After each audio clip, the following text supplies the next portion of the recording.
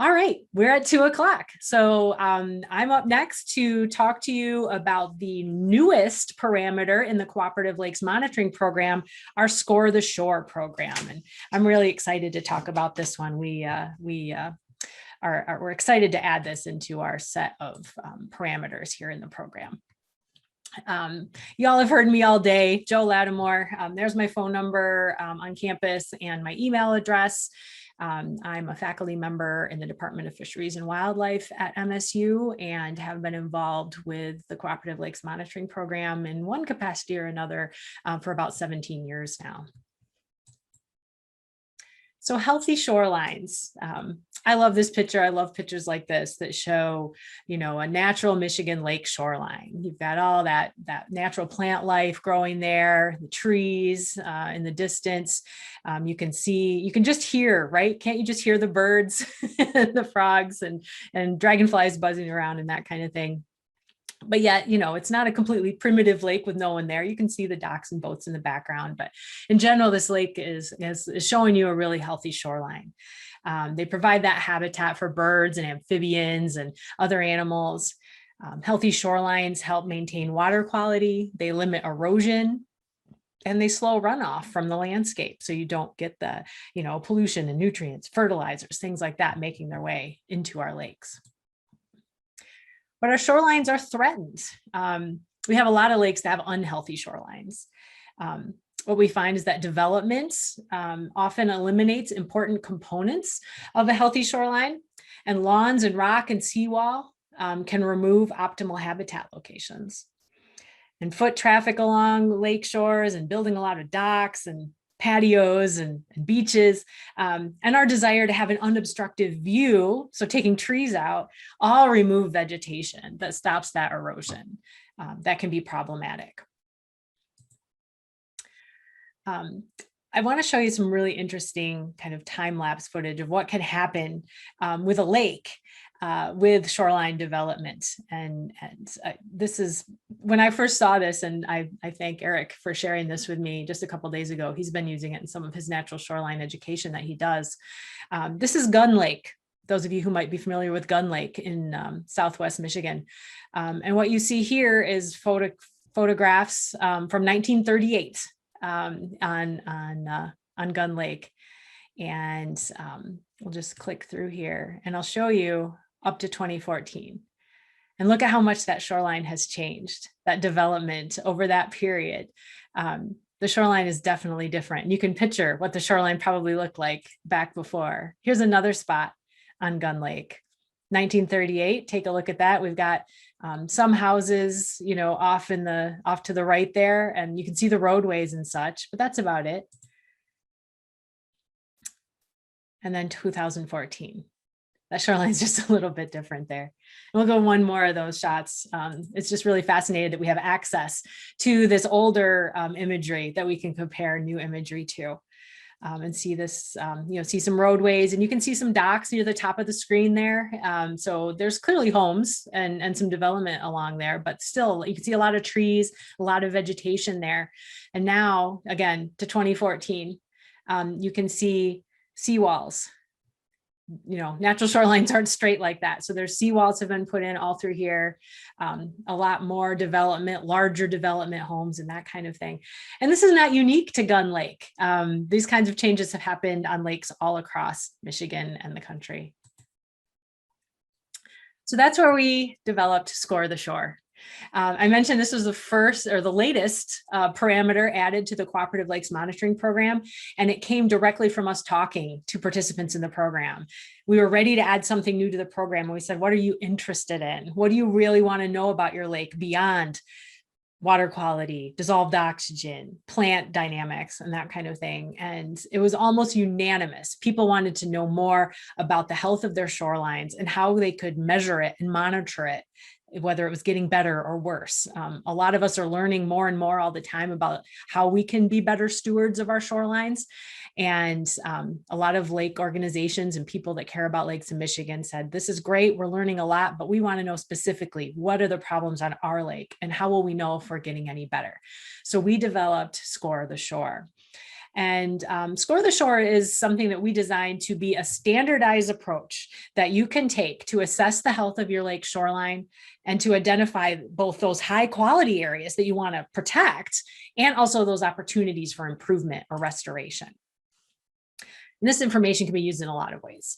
It's really useful locally. As soon as you do your assessment, you're going to have a ton of great information that you can use locally with your lake association or your lake community to support education for property owners around the lake and in the watershed, and also to inform any management planning that you want to do.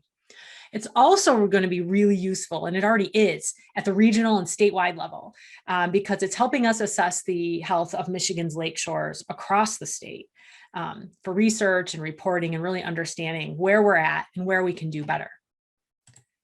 So before I jump into describing the actual protocol, I want to direct you to some really useful shoreline resources that are available to folks all across Michigan. One of them is the Michigan Natural Shoreline Partnership website. And I'm going to ask Eric or somebody to pop the links to these programs into the chat. The Michigan Natural Shoreline Partnership is a partnership of the university, agencies, businesses, and others that are really interested in protecting Michigan's natural shorelines and giving people alternatives to seawalls and other artificial ways of stopping erosion to maintain habitat for the turtles and the fish and the plants and everything. So they have a great set of resources there, educational materials. They offer trainings for the public and also for professional landscapers and contractors. We have a certified natural shoreline professional program through this partnership where professionals can be certified to create natural shorelines for their clients. And then kind of a sister program is the Michigan Shoreland Stewards Program, which is something that their key focus is that they have a survey that you can take online. It's kind of fun and interactive. I love doing quizzes, like online quizzes. I don't know, I think a lot of people like that. And that's what this mainly is, Shoreland Stewards. You go in there as a waterfront property owner or property manager, and you answer a series of questions about your shoreland. And it lets you know whether you're doing really well or if there's areas for improvement. And there's tons of great information associated with every question that you answer on there to give you ideas of things that you can do on your land. And also, if you score high enough, you can qualify for a really cool Shoreland Steward sign that you can purchase and place on your property as a point of pride for having a healthy natural shoreline in Michigan. And then finally, a third resource that I will mention is this relatively new Shoreline Living magazine. It's a document that was put together by in partnership with the Midwest Glacial Lakes Partnership, which is a 7-state organization of natural resources partners. But lucky us, most of all of the work that went into this happened in Michigan. We were able to obtain photographs and stories from several property owners about how they either restored a natural shoreline or have maintained natural shorelines on their own property. There's beautiful photographs, interviews with the property owners, contact information for all the states in the Midwest on where you can learn more about shoreline protection. And if you visit midwestglaciallakes.org, you can find information on this. You can download copies of it for free. You can share it. You can use the photos from it. It's all very available. And if you're interested in hard copies, there's also information there on how you can obtain copies of these to hand out maybe to your lake association. So if you're interested in that, definitely go check it out. It's a beautiful glossy piece that really gets the message across, I think, really well about natural shorelines. So now let's think about monitoring and what we can do through volunteer monitoring to score our shores. So in a nutshell, what happens when you're doing this is that a small team of volunteers gets out on a boat and they troll around the edge of the lake and they assess the health of the shoreline using a scoring form.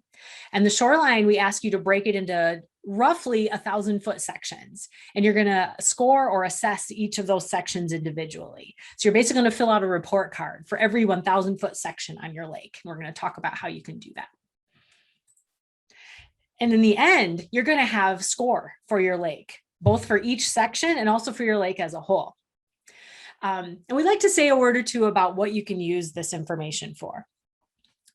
First of all, this isn't a regulatory process.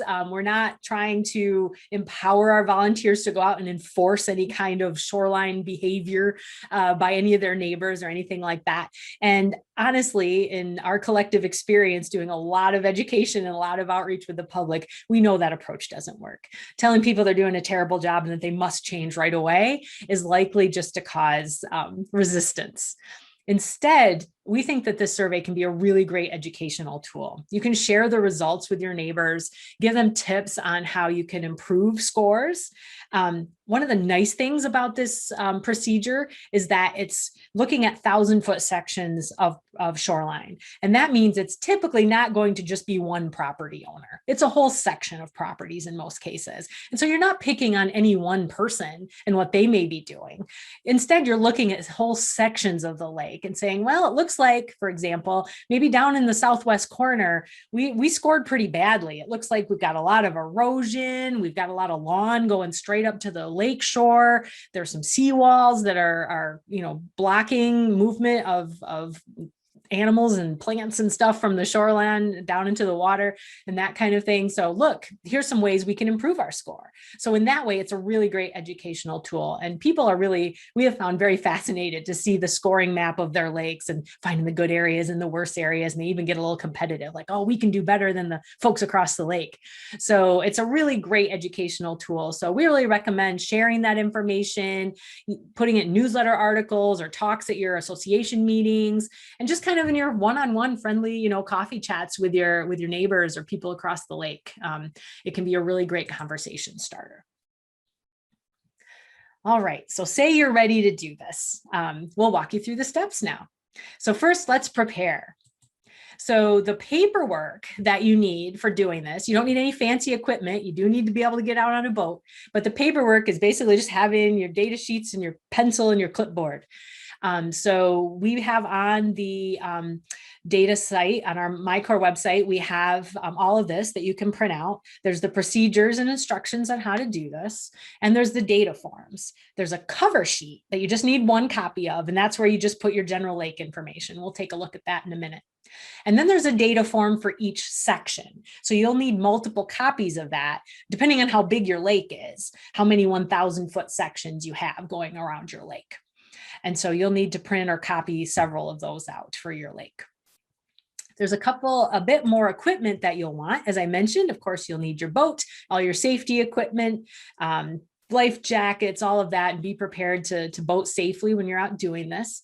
Those copies of the data form and a copy of the procedure, pencils or waterproof pens, because we don't want runny ink when we're trying to work in what might be damp conditions out on the water. Clipboards are really helpful to have. And then some optional things would include a GPS unit, which I'll talk about in a minute, a camera, so you can take pictures of your observations, binoculars, so you can see from the boat up on shore, especially in some lakes, it's hard to get your boat really close to see what's going on. And tally counters, the little clickers where you count 1, 2, 3, 4, 5. You're going to be counting things like houses and docks, and that can make it easier to just have a clicker. So those are some optional pieces of equipment you can bring too. Now, how long is this going to take me, you might wonder?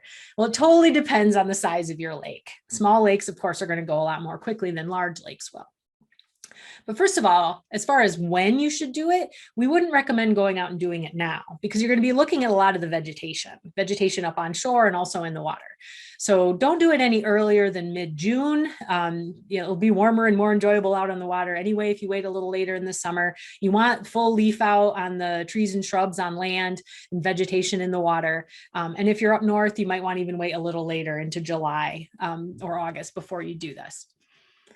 We have found from talking to our volunteers and also from doing it ourselves that on a small lake, you might be able to get it done in a couple of hours, the actual time out on the lake, but bigger lakes are going to take longer.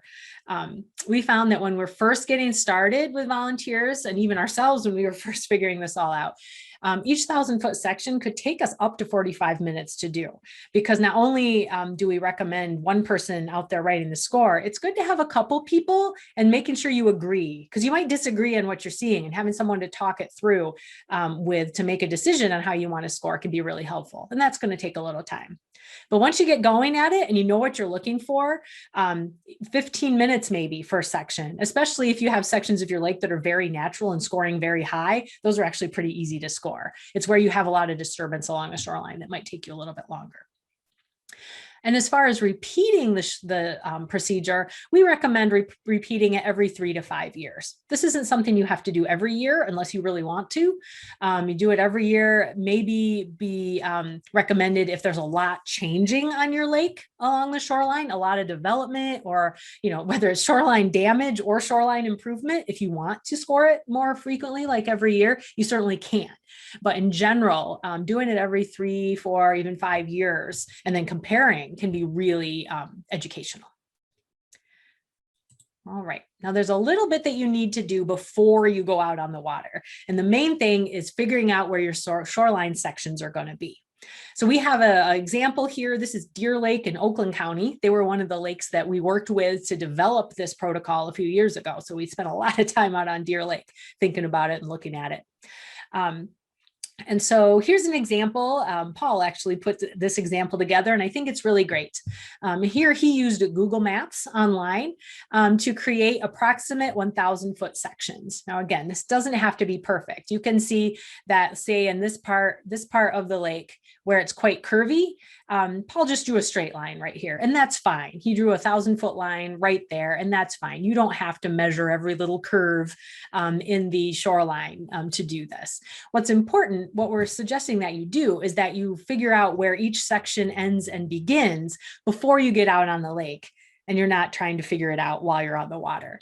And as noted here on the slide, Google Maps actually has a really cool feature. If you open Google Maps and you right click on the screen, a little menu will pop up, and one of the options is measure distance. And you can actually then drag your mouse on the image of your lake and figure out, it'll tell you what 1,000 feet is.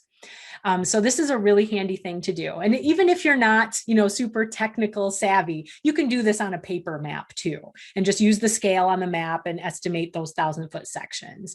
You might start up in a corner up here, and then, say, oh, I'll go to this point. That's about 1,000 feet. Then down to this road end, that's about 1,000 feet, or however that works out for you. But you're really going to want to have a general sense of where those locations are ahead of time.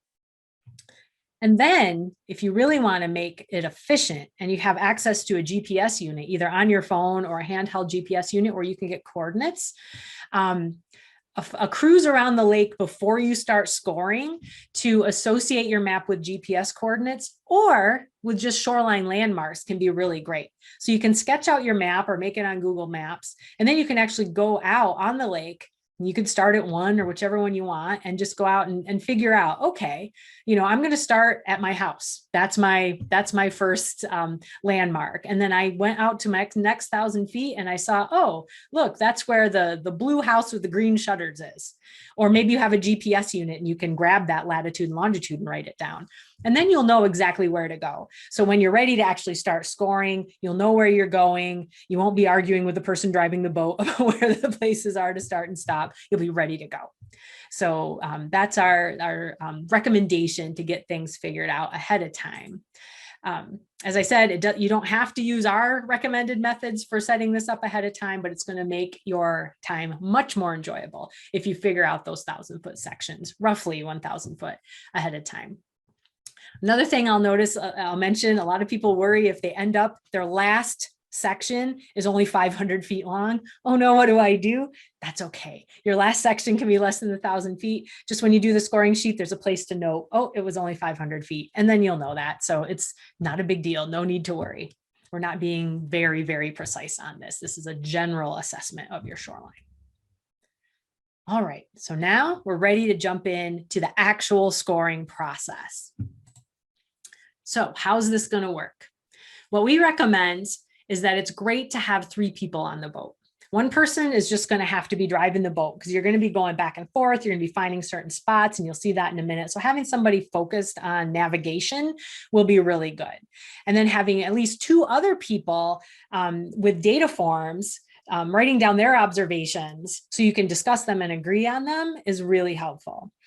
So this is what we saw came up with the best results over the teams who tested this procedure for us.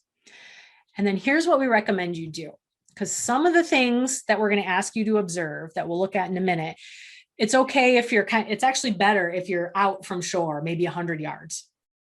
But other features of the shoreline, you're not going to be able to see unless you can get in a little bit closer. So the way that the data form is set up, it really makes sense to go the length of the 1,000 foot at about 100 yards out, make your observations, go back up closer to shore and make some near shore observations, and then return back about 100 yards from shore again. So 3 passes will let you observe everything you need to observe. We saw that worked pretty well for people. And you answer those questions on every pass. Every member has data sheets, as I just mentioned. And then have the driver just idle the boat. You can park for a minute and discuss your answers and reach consensus on anything you don't quite agree on. And then in the end, you should just have one person recording the final answers, and that'll be your final data form. There's some math involved to calculate final scores for each section of the shoreline and also for the whole lake. Unless you're a real math buff, it's fine to and just can't wait to do it. It's probably easier to wait till you get back to shore at the end of the sampling day to do those calculations. All right. So here's what the data sheets look like. First, we're going to look at the cover sheet. And remember, all of these are available for you to print out on the MiCorps website. The top half of the data sheet is your typical lake name, lake number, name of all the volunteers that were involved, the dates of the survey. If it takes you more than 1 day to complete it, just include all the dates there. We ask you to note whether the lake level during the survey was average, low, or high. And as you can imagine, that can impact your observations of the shoreline. If the water's super high, you might not be able to see some of the features of the shoreline. And alternatively, if the water is really low, things might be abnormal. You know, seawalls might be feet or yards away from the water level and that kind of thing. We also ask you if the lake has a legal lake level. And if your lake has one, you probably know that. Is it regulated? And if so, indicate the level gauge at the time of the survey. So let us know what level is your regulated lake at. If your lake's not regulated, you don't have to worry about that. And then we just ask you to answer a quick question. Did lake level impact your survey results? And if so, how? So this is something you can answer after you're done. The bottom half of this cover sheet asks some questions about the actual survey. What was the total number of 1,000-foot sections you surveyed? And I brought this up already. If the final section was substantially shorter than 1,000 foot, you would note its approximate length right here. And then if photographs were taken, check yes or no. And then here's our little calculation that you will do. And it's basically simply, you're going to total up the number of buildings or docks, the total number of sections, and then divide those to get number of structures per section. And then the shore you're going to add up to, and we're going to show you how you get those numbers after we look at those individual data sheets. But eventually what you'll end up with is a 0 to 100 point scale for each of the sections and also for your whole lake. So if you're 0, that's not good. If you're 100%, you're doing really great. All right. So that was the cover sheet. So you only need one of those for your survey for your lake. This is the actual survey report for each section.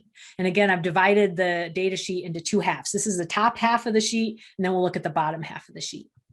So this will be on your clipboard. You'll be out there looking at your first section.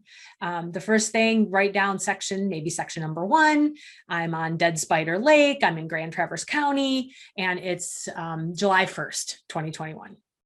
And then you record the GPS coordinates or the landmark that marks the start of your section. So you could say, you know, again, blue house with the green shutters, or put some coordinates down.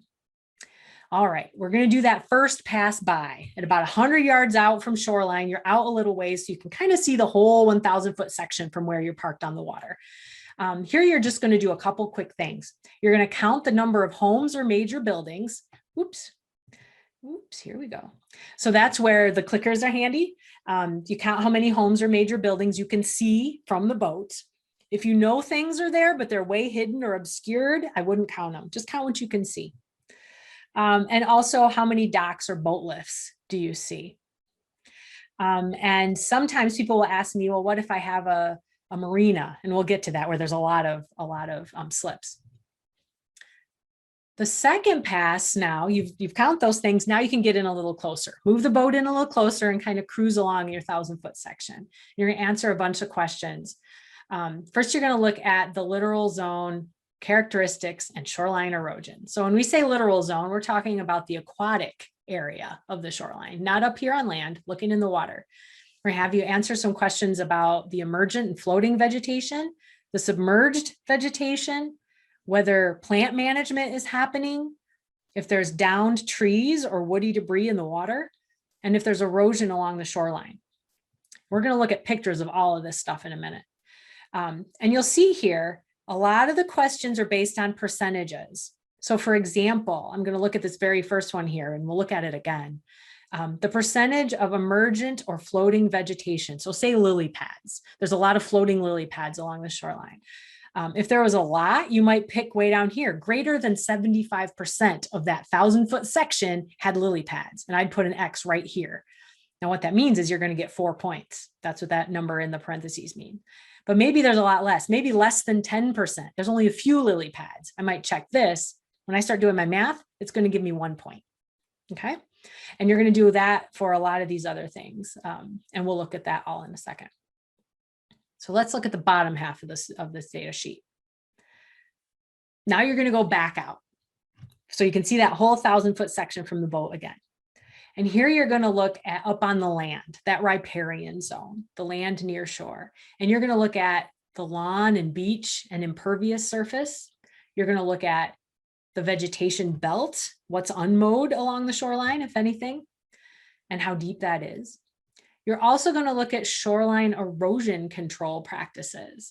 So are you seeing things that are vertical and artificial, like a seawall? Are you seeing sloped and artificial, like maybe some rocks piled up on a ramp type shape? Are you seeing bioengineering? So like natural materials being used for erosion control? So you're going to answer questions about that. Again, don't worry, I'm going to show you pictures of all of this in a minute.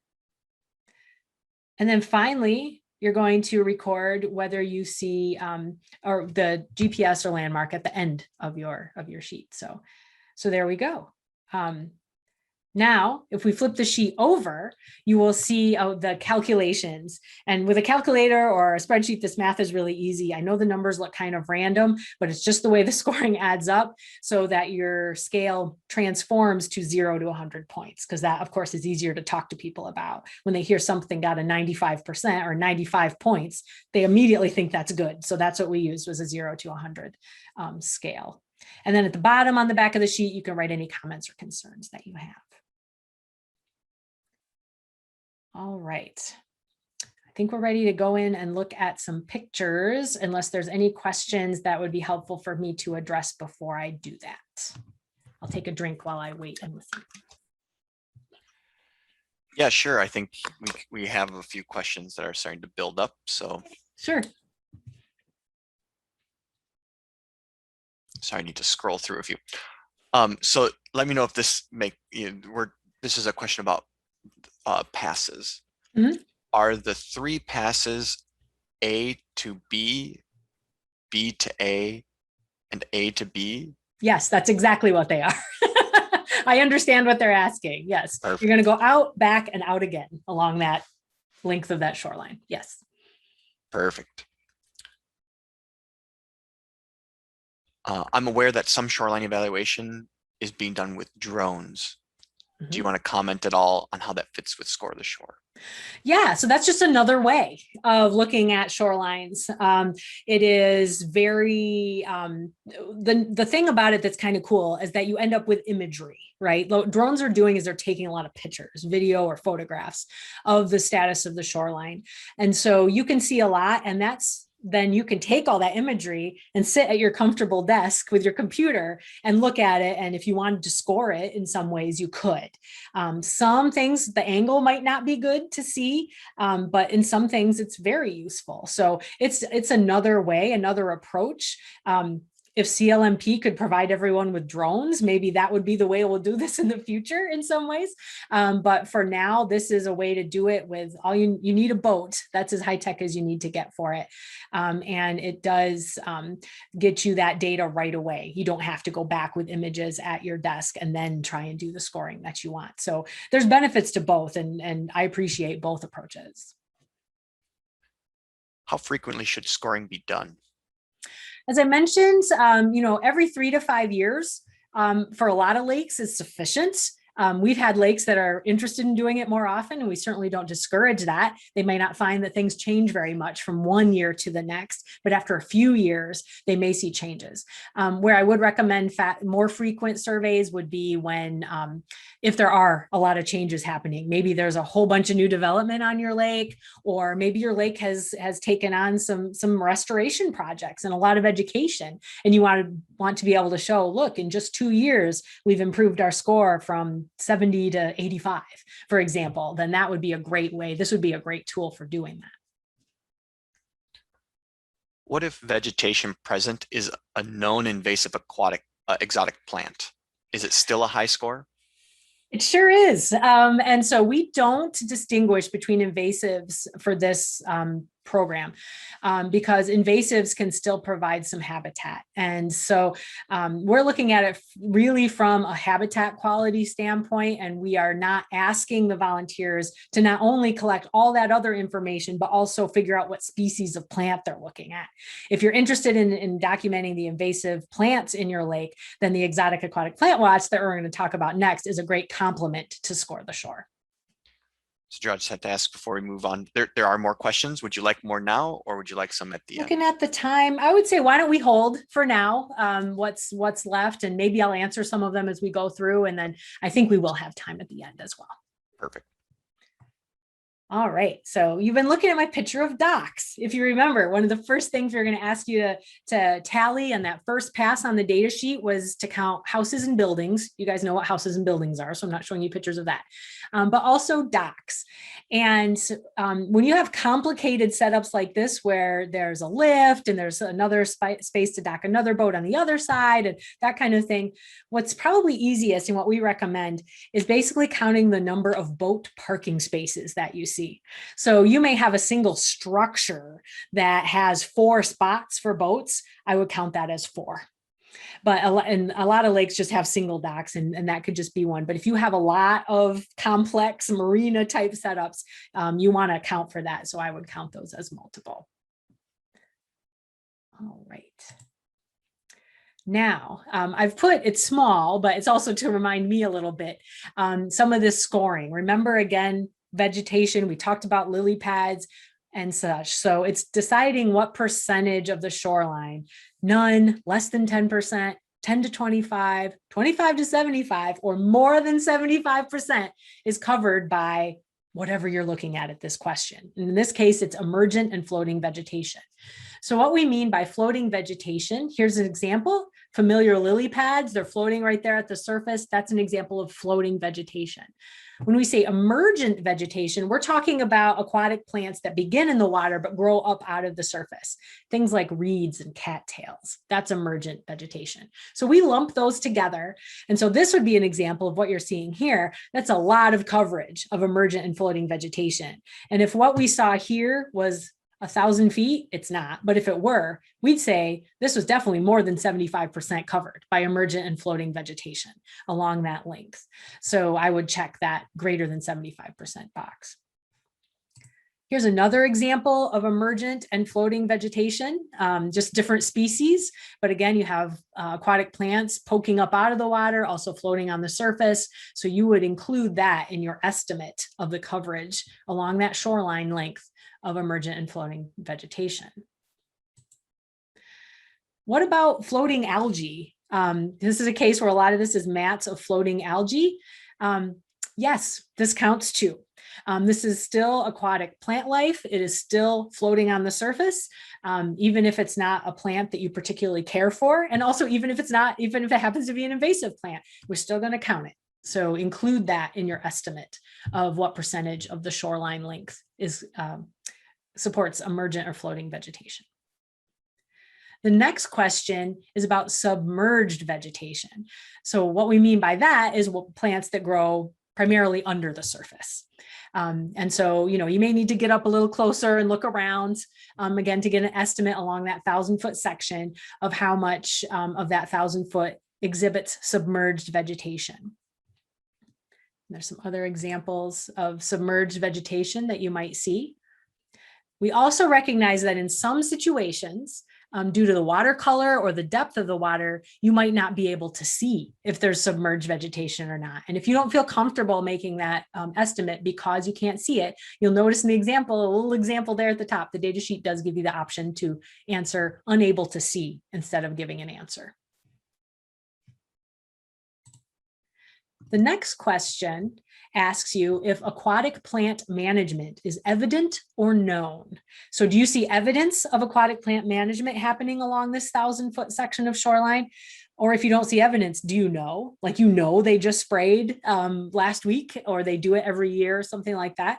And the question just asks you whether there's no aquatic plant management that we see or know about, or it's minor, just a little bit, around docks and swimming areas, or it's major, it's happening along the whole stretch.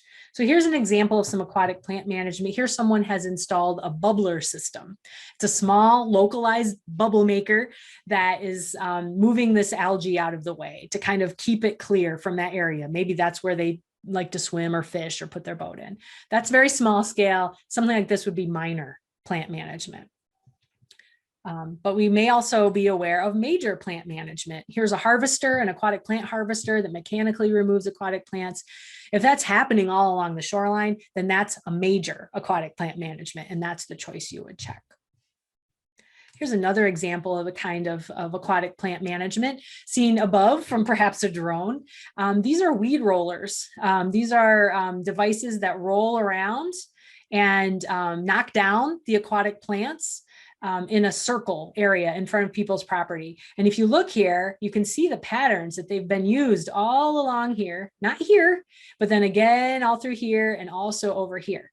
Now, if I was observing this, and this was my 1,000-foot section, if there was maybe a few places along the 1,000-foot section that people are using it, then that would be minor. But if everybody's doing it, and pretty much here in this section, everybody's doing it, I would call it major, because nearly the entire section is being managed. All right, the next question asks you about woody debris. So down trees, sticks, logs, that kind of thing. And the question is asking you for an estimate of along that 1,000-foot section of shoreline that you're working on. Is there none? Is there few, like 1 to 5 branches and logs, several, like 6 to 15, or many, like 16 or more? A lot of wood in the lake. And so get the best estimate you can. And my advice on that, and this is in the procedures as well, is that concentrate on counting pieces that are maybe 3 inches big and bigger. Don't worry about counting little bitty twigs. We're really looking at this woody structure as habitat for fish and invertebrates, and places for algae and other things to grow. So the tiny little twigs don't do a whole lot for a 1,000-foot section of lake. So the rule of thumb is 3 inches or bigger. And partially submerged wood also counts. If this wood is in the water during average water levels, then you would count this, even though a lot of the tree is not in the water. You can see there is a branch, that is in the water. So I would count that for sure. Sometimes wood has been placed in a lake on purpose. This is an example of that, where wood has been put in as to provide structure. You absolutely count that. It's in the water, it counts. It doesn't matter how it got there. And here's another example of a property where they have added root wads and logs along the shoreline to protect against erosion, and you would count that. Interestingly, you will also count this later when we look at erosion control, and you'll see this picture again. All right. The next question is looking at erosion. What extent of erosion are you seeing along the shoreline in this 1,000-foot section? And again, it's a qualitative description. Either you see none, minor, moderate, or severe. And we understand that that's an opinion. A lot of these questions are opinion, but as long as the same people are doing the scoring all around the lake, that's okay. So you would look at a lakeshore area, and this, of course, is a picture of zoomed in really close. It's not 1,000 feet of shoreline, but you can see a little minor erosion here caused by human activity. Obviously, this is where they access their waterway. It's okay. It's, I would say, well, we're seeing a little minor erosion here, but if the rest of the 1,000-foot section is in pretty good shape, it would just be minor. And remember, another important thing about erosion, it doesn't matter what you think caused the erosion. If it was caused by people, it was caused by wind, waves, ice, it doesn't matter. We just want to know how much erosion you see. Is it minor, moderate, or severe? This is a common situation. You see erosion all along a stretch of lakeshore. I'm not sure I would call this severe. Severe would be like an entire hillside is about to fall into the lake, but it's definitely moderate because it seems to be happening along a whole stretch of lakeshore. And you can even see that it may be that the homeowner is trying to stop it. You see some boulders and rocks. They've kind of stuck in there in a bit of a desperate attempt to stop the erosion. So clearly it's impacting this property owner, and they've noticed it. Here's another example of some erosion. Again, you can see here, some lawn has broken right off and fallen in. And this is another kind of erosion that you may frequently see. Here you can see some erosion. I showed this photo earlier where you see erosion coming even from upslope. Where the vegetation there is just not even holding on. You get some hard rains. There's a gully that's formed over here. No grass at all growing along here. So, and you can see sand down here in the water that's washed off the shoreline. Here's a severe erosion situation where you have a whole hillside that's actively slumping into the waterway. At least in this small stretch, the erosion, I would say, is severe, but you want to look at that whole 1,000 feet section. Here's a property that seems to have no vegetation on the slope. It has the potential for serious erosion. It's kind of hard to tell from this photo, though, if erosion is actually happening or not. I'd probably want to get a little closer if I could with my boat and take a look and see if this slope seems to be eroding into the lake or not, or if it's actually quite stable. I'd want to look closer.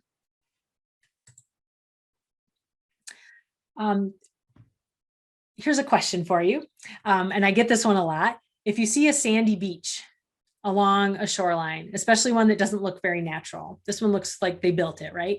Is this erosion? Only if there are active signs of that sand making its way into the lake. It may be possible, since they've got this rock wall built here, that they've contained all this sand. It's basically a sandbox. It's divided off from the lake. It's not eroding into the lake and contributing sand into the lake. And if that's the case, then no, you wouldn't count it. So you may need to look closer at cases like this as well. It's also the case as if a lake is naturally sandy beaches, that's not erosion either. And you'll be familiar enough with your lake to know if natural sandy beaches are a natural thing on your lake. And if they are, unless you can see it actively eroding, there's gullies and things like that on a slope, that would not count as erosion. All right, we're going to move on to the next question on the sheet, and that is the percent of maintained lawn, maintained or artificial beach, or impervious surface. We're going to lump those all together. And again, you're going to say, is there none of that along this 1,000-foot stretch? Is it less than 10%, 10 to 25, 25 to 75, or greater than 75? You'll get really used to that scale. So this is what we mean by maintained lawn. Obviously, that's lawn. Here's an example where we have maintained lawn as well as a small impervious walkway. Oops, back up a little bit. When we say impervious, we mean a surface that water cannot penetrate through. So pavement, here they have stepping stones, but they're right next to each other. There's no places for the water to make its way through. So that's a very small impervious area, but it is an impervious area. So you would count all of this as maintained lawn and impervious surface. Remember, you're going to add that all together. This is interesting because you have maintained lawn, you actually have impervious surface behind it in terms of a parking lot. So you know this is all impervious surface / maintained lawn.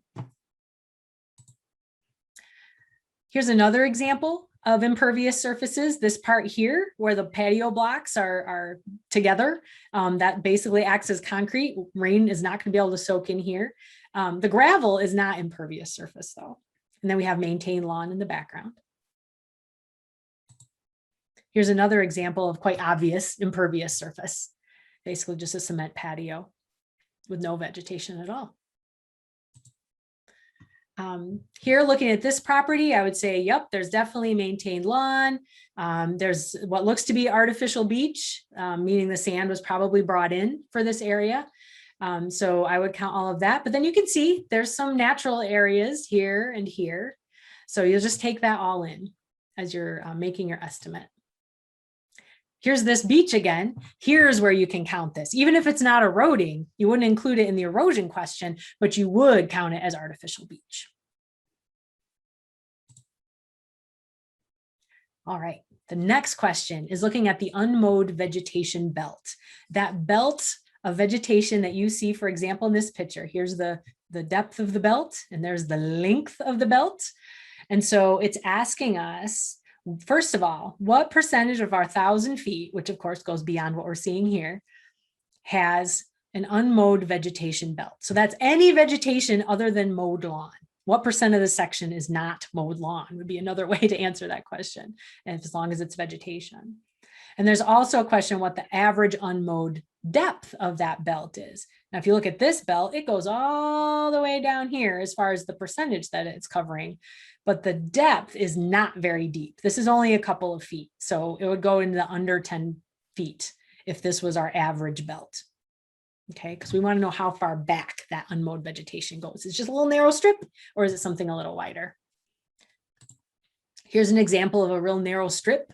It's not very deep, but it is there. So you would count it as an unmowed vegetation belt, but its average depth is very narrow. Here's another example where you have vegetation going all the way up. It looks like there's some lawn right here up at the house level, but everything forward is unmowed vegetation. So that's a deeper belt of unmowed vegetation.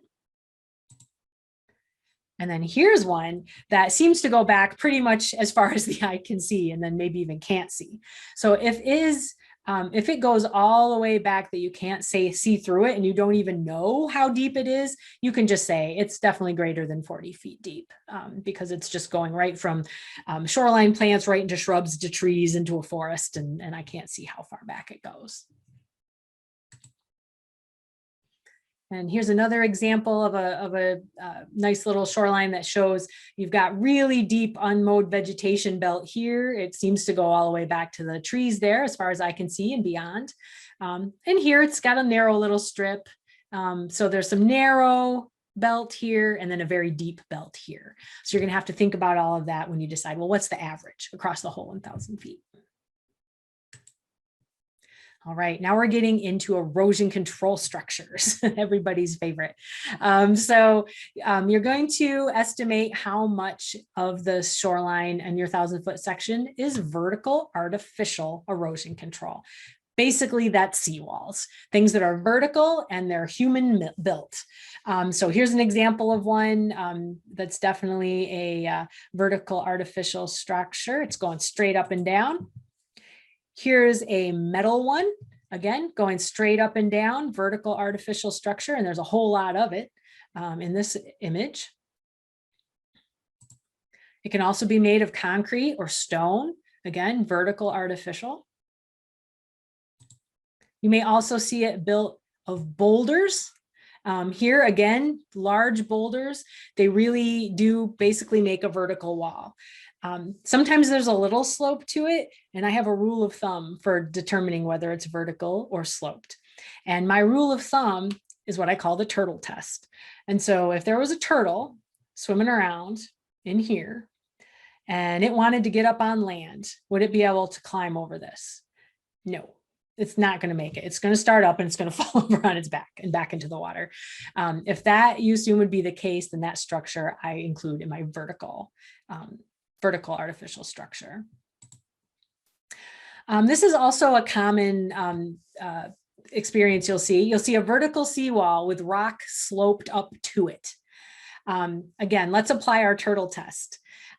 Even though there is some slope to these boulders, it's not going to pass the turtle test. The turtle might even make it up, might climb right there and come up here, and then boom, hits that wall. It's not going to be able to come through that wall. Let's include that in vertical artificial.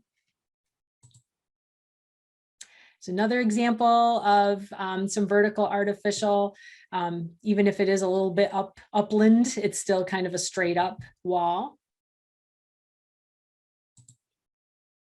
The next category is sloped artificial. And this is common. This one we're seeing here is typically known as riprap. It's basically busted raw pieces of concrete or rock that is sloped up on a slope between the water's edge and land.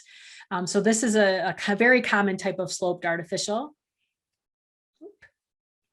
Wow, I went really far that time. Sorry about that. My mouse is very sensitive. Here's sloped artificial concrete. Hope you don't see too much of that when you're out. Here's some more riprap that has a decent amount of slope to it, we think, from what we can tell. Here's some rock that's sloped. So another example of sloped artificial. This wasn't like this, even though it's natural materials, rock, it was put there. It's artificial. Even a small amount counts. And you're still going to count it as sloped artificial, even if they've put in some nice plantings right behind it or on top of it. It's still some sloped artificial erosion control that they have put in, and you want to document that. So here's a question. You don't have to answer it at all, but just in your head. Would this be considered sloped or vertical?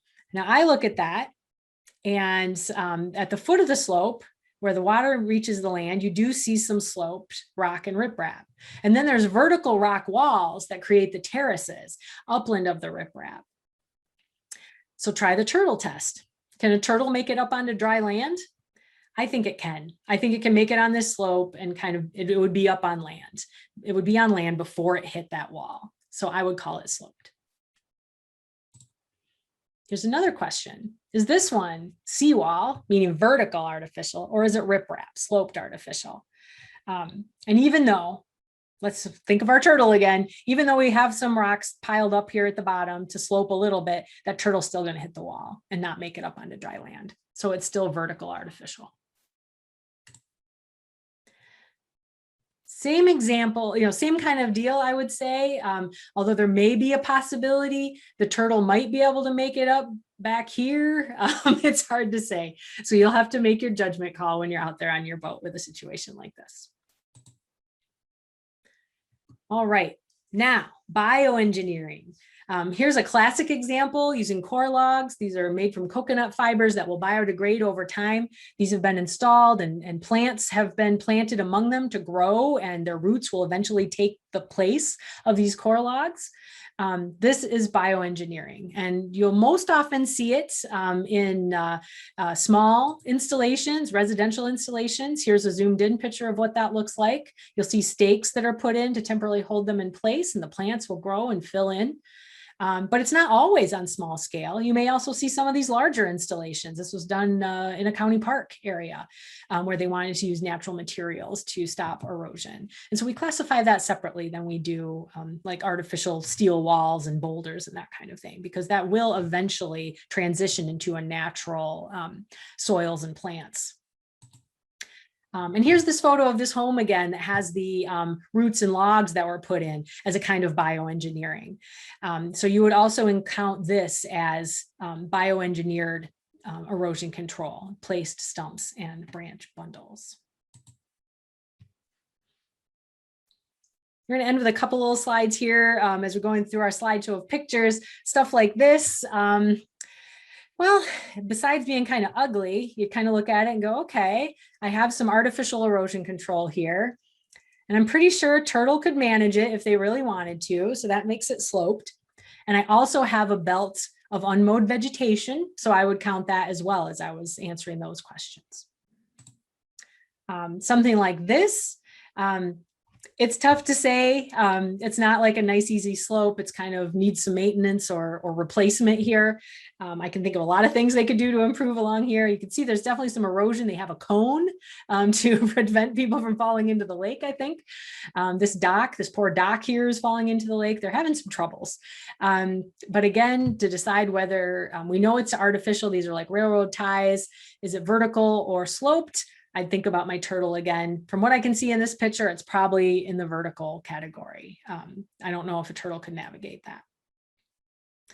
All right, I'm done with the pictures. I've just got a couple extra hints to think about how you finish up your work. Photography is really useful. We encourage you to take lots of pictures to document what you see. They also make great records to compare now and into the future of how things have changed on your lake. In our database, you can actually upload up to 3 photographs with every data sheet that you enter into the database. But of course, you can have as many photos as you want. But you remember to think about a way of labeling the photos in some way so you know where you took them, whether it's with coordinates or just the section number. Think about that. Sometimes I even will just take a piece of paper and write section 3, and I'll take a picture of it on my camera and then take my photos just so I know when I go back to look at my photos what they are. When you're ready to submit your data, you're going to want to enter it into our data exchange following the instructions on the website. We do recommend that you enter all your data at once. We have had trouble, at least with the past versions of the database, that people tried to do a little and then come back later. It would create a whole new record in the database, and then we had a lot of work to do later to try and fix that. So we encourage you to do it all at once when, on maybe a Sunday afternoon, rainy day, you don't have much to do, you can do it then. And again, you can upload some photographs. And then, of course, we appreciate also that you send a copy of your report to us, the actual data sheets, and you can scan them and email a PDF to us or send us the hard copies in the mail. And that is all useful to us. We don't want print copies of all your photos, though. Don't worry about doing that. We can see those in the database. And this is really interesting information. Paul put together this graph of just one piece of analysis from the data that we've seen, where we have found that the score for the lake is really highly related to the amount of structures on a shoreline. This shouldn't surprise you. The fewer buildings you have, the higher score you get. The more buildings you have around a lake and the more development, the lower score you're going to get. That's just one example, and not surprising, of what we're seeing when we look at things on a statewide basis.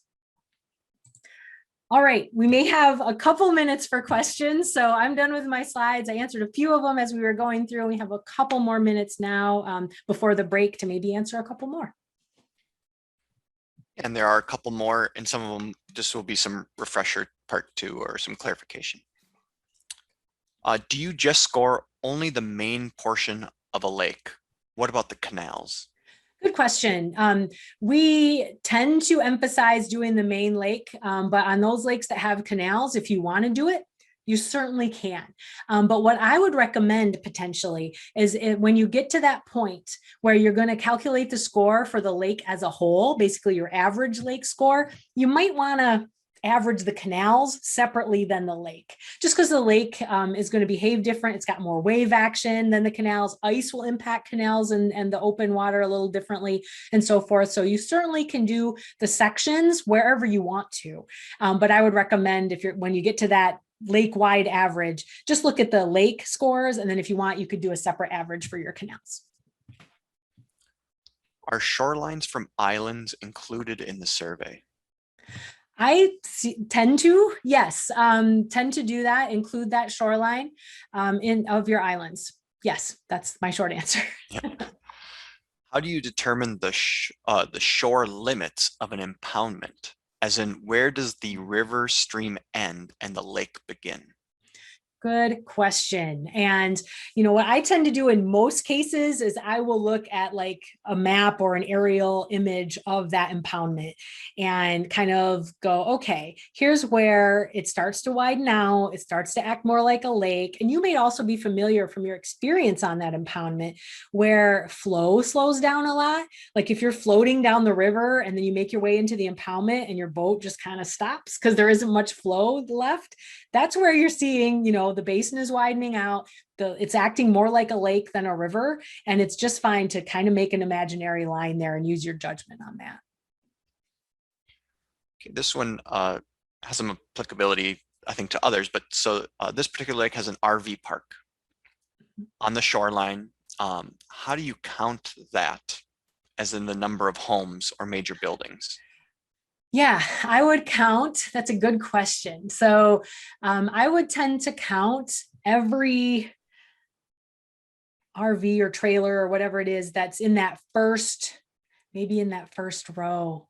That's a really good question because if it's sloped, you might be able to see, 100 sites from the lake. And so that's a really good question and one I've never been asked before. And I think that I would go ahead and count them. And, you might be sure to make a note though, because that's really dense buildings. And so maybe make a note of why that count is so high. But I'd count them. I'd count the ones you could see. Okay, we are at 3 o'clock. Mm-hmm. There are a couple more that we can try to address via the chat window, and also we're going into a break right now. We are, yeah, we're going into a break till 3:15. So maybe if there are, Eric, the questions better than I, if there's a couple that you think we can address quickly, audibly, we can do that. And then we can kind of switch off and address anything left in the chat during the break. Perfect. Yeah, I think so. Tom has a great question that is better verbally. Is there a point when a lake becomes so large that the shoreline characteristics have no significant effect on overall ecosystem health? I almost want to punt that right back to you, Eric, since being the vice chair of the Michigan Natural Shoreline Partnership, I imagine you might have some thoughts on that. Yeah, so good question. The impacts, if you're looking at the overall ecosystem of a lake, this is where the shoreline habitat is super important for specific species that are interacting with one another. So even though, yes, do you see less impact on the water quality, as in looking at total phosphorus, potentially, but now you may have lost all of your emergent vegetation on a highly developed large lake. And when you remove that, now you've changed a piece of the ecosystem from shoreline erosion to fish spawning, to the birds that depend on the fish that they're going to eat. So there's cascading effects that you would still see even on a large lake. Yeah, I would agree with that totally. And I think, one way I think about it is that even on a really large lake, there's a lot of species that are really dependent just on that very shallow shoreline, interface. And so to them, it's not a big lake. The habitat is that strip. And so, that's what's really important. So it's still vital for those kind of functions and species. And I think where I've seen that here in Michigan is Houghton Lake, a very large lake, and it has concrete seawall, sloped seawall around a large part of it, which creates that disconnect. Somebody noted, Joe, I just thought this was funny. FYI, I've watched turtles climb nearly vertical walls. Yeah, I imagine, but I've also seen them. I've seen them have some really difficult falls too. So yeah, it's the turtle test, of course, is a rule of thumb, and I also like it because people remember it. It's a comment, but maybe to note just a little bit about it. So this person's in Berrien County and Berrien County has a GIS website showing the houses, the docks, and the trees. So they probably have really good imagery. This person completes most of their score sheets sitting at their desk. Could you maybe comment on that and how that kind of can be Sure. used or limits? Yeah. Yeah. So that gets at the drone question before too, is having that aerial imagery. And there are things you can do. Certainly dock counts, house counts. You may be able to seize the submerged vegetation depending on water clarity from overhead imagery and be able to determine that. It may be harder depending on how good of the imagery is to tell whether it's submerged vegetation or floating or emergent. And also it's harder to see that small erosion, the minor erosion that might be cumulative across the shoreline. So there's definitely advantages, but yeah, if you have access to that kind of aerial imagery, that can definitely help you do some of the work ahead of time. In addition to just setting up where your transects or your sections are, you'll be able to do some of that other work ahead of time before you get out on the boat. Okay, I think that's all of the questions. There was a comment on, and Chris, feel free to contact me about this if you want some comment, but about that lawyers have found some loopholes that can skirt regulations on the shoreline. So if you want to chat about that, I'd be happy to talk at another time. But just know, just as I had to give this point, is if you are doing something at the shoreline at or below the ordinary high water mark, so kind of the area, the level of the lake that is normally at where it touches land, if you're doing something at or below, which causes some disturbance, a permit is required. Okay, are we ready to transition to our break now? And Let's I'll go also to take break, a peek yeah. at the chat to see if there's anything else to address during that break. And we'll be back at what, 3:15? 3:15. All right. Thanks, everyone.